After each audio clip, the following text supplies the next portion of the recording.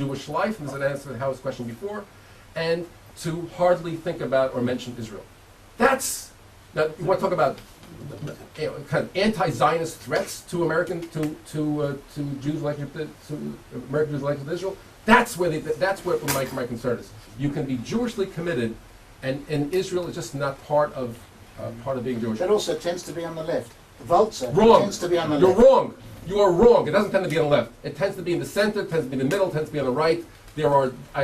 I walk into shuls. I speak to people. I've done the interviews, and I'm telling you, when we do interviews, and this is a true story. When we do interviews and we ask people about being Jewish, they don't bring up Israel. They talk about all kinds of. They speak very positive about being Jewish, and there's no left-right thing there. It's just. Okay. And I'm talking about that, Okay. right? And I'll go even further. When we bring up Israel, then what we get is Israel is an obstacle to my participation in Jewish life, because when I go to the shul, whatever, all I hear is about how we have to support Israel, and I've been to Israel, I love Israel, I've studied there, but I don't like what the Jewish community stands for in Israel. That's really what I'm getting from. I'm just quoting you chapter and verse from the interviews that I've done and the studies that Howard referred to. This study and the study before that, and I'm sensitive to this. I hear it, and that's what I'm seeing out there. I haven't published it yet, but that's really what I'm seeing. That is a major threat to the American Jewish connection to Israel. You're going to have rabbis and Jewish educators and presidents of shuls, and they'll be very, very committed and lovely people and raise their kids to marry Jews. And Israel will be, we like Israel. But, at best. מתי אנחנו נסיים? אפשר בעברית? אוקיי, בסדר. בעברית אני יכולה, כן? לא שמעתי. בעברית, you said it's okay. לא, אנחנו פה בארץ. חייב. אני יושבת כאן ושומעת, קראתי גם ככה ברפרוף את המחקר. תודה רבה.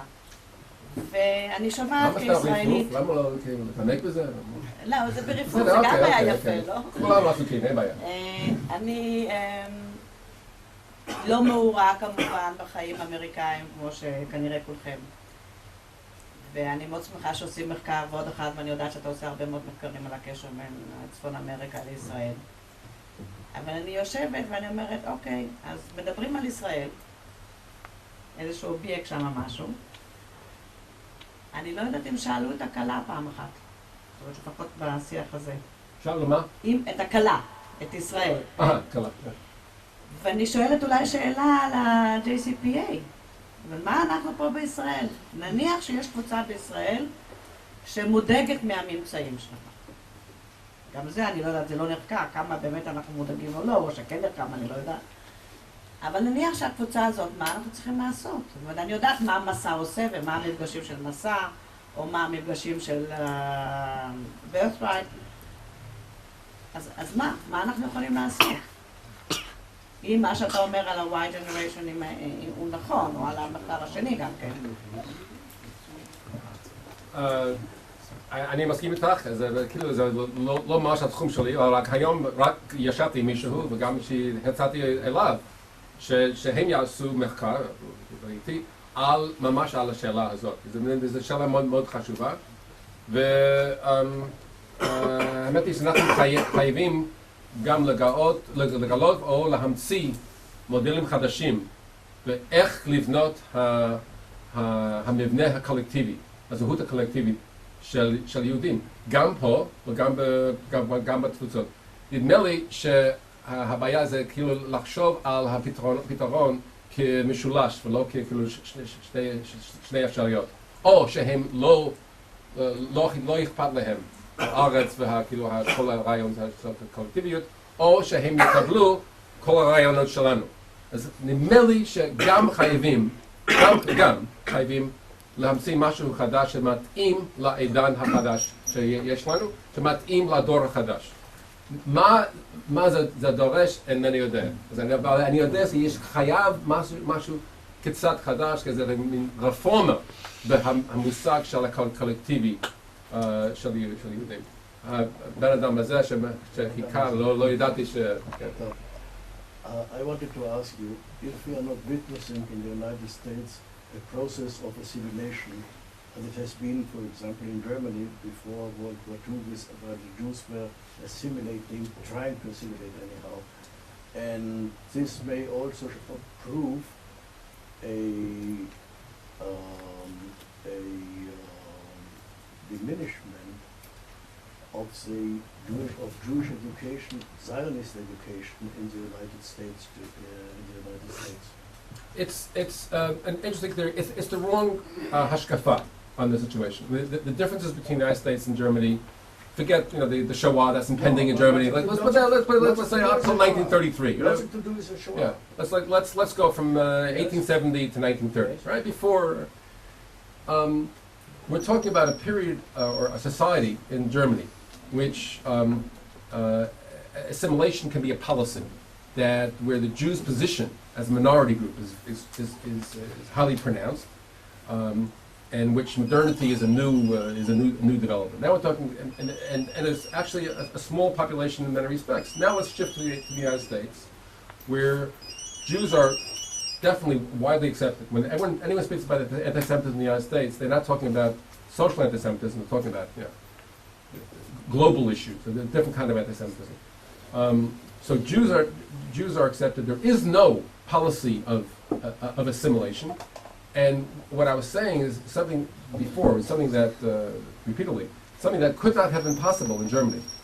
And that is that one can be, it's increasingly possible to be very committed as a Jew in the United States and not to be deeply attached to Jewish community, Jewish institutions, and by the way, Israel as well. That's what I'm trying to get across. There are new possibilities for Yiddishkeit in the United States, but it's not Yiddishkeit. For being Jewishly affirmative, successful Jewish education. And one sees these things in very private terms. I'll give you one example which will kind of drive this home. I'm going nuts about Israel, but I'm also going nuts about intermarriage. I can't get my young friends who care deeply about Jewish life, who know more Talmud than I ever thought about. I can't get them to care about intermarriage. They don't care. They don't care about Jewish population. They don't care about Jewish continuity. They care about providing spiritual opportunities for all Jews, high quality davening. I'm thinking about someone in particular sitting next to me, who I love as a Jew and a Jewish leader. They don't think collectively. And that's my next talk. I'm going to try to speak to the Reform Buddhists and say, could you please think collectively, or tell me why you don't. I just don't get it. But the whole hashkafa about what it means to be Jewish in the United States really has shifted. And it's not about building the Jewish community, preserving the Jewish people, defending the state of Israel. That's my agenda, and it's probably yours as well. And it's about davening. And something has happened. And it does concern me if you care about those things. If Judaism can survive. Judaism may well survive in the United States without a commitment to community, peoplehood, and institutions, and Israel. That's what we're talking about. That's severe. I've been raising my hand for half an hour. There's still other people. What do I do? How do I do this? Okay, You explain. decide. No, you know what? Let Dory say. Is this a major donor? It does not matter. Please, go ahead. All right, but I'll schut personal It's okay passion. if you feel- No, I think we can do it. It's fine. Go ahead. So, very briefly, really, what I was thinking of asking you is whether behind the diminishing lack of interest of younger and younger Jews in Israel, isn't there also a diminishing lack of interest in Judaism in general? No. Is it, No. Now, just 1 second. Oh. One more sentence. Is it possible that being Jewish as such is becoming less important to the American Jewish community? That's what I'm asking. It's possible. It's just not the major trend we see. Depends on how you measure these things. There is slight decline. But years ago, in the same year Dory mentioned, 1998, it published a piece called "Religious Stability, Ethnic Decline," and that is that all the measures of religious attachment, ritual practice, joining synagogues, faith in God, Jewish education, American Jewry as a group is actually, not individually, but as a group is actually doing pretty well. In fact, even in some cases increasing.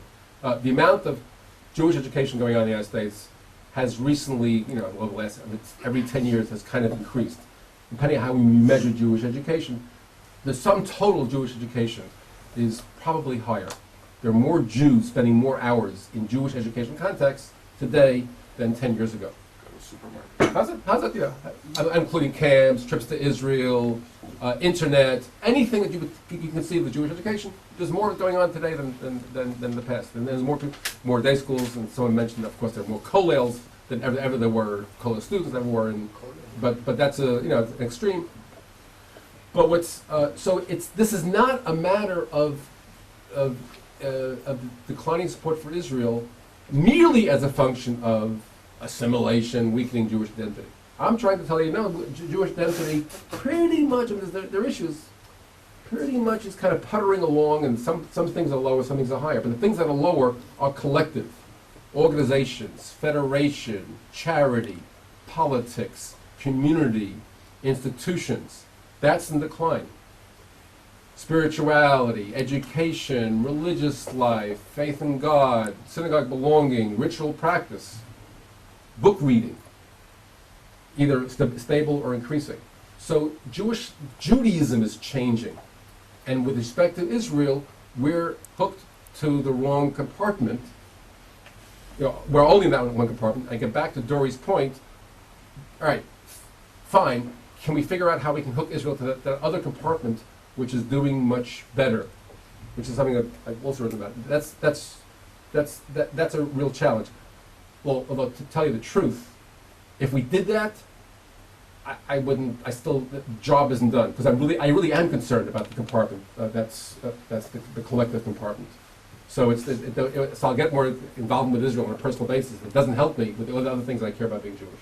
Maybe I'll ask you, has the image of Israel changed in a way that can explain change? No. I tried to point out that the image of Israel is not the central issue here. The identity of American Jews is the central issue, and not identity more or less, but identity how. The major question here is how American Jews are reshaping their identity as Jews and its implications for Israel. Eliminates, as major explanations, politics, image. What else was I saying? Politics and image are just they play a role, but they're not critical. What's critical is the actor. Politics, image, and assimilation. Assimilation, politics, and image are not the essential explanations about why American Jews care less about Israel, which is what you thought. It is the changing ways in which American Jews interpret what it means to be an involved and good Jew. That's what the issue is.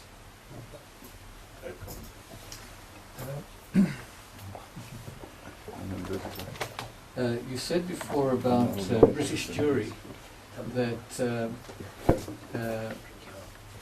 they had a more antipathetic host, and yet they were more Zionist religious.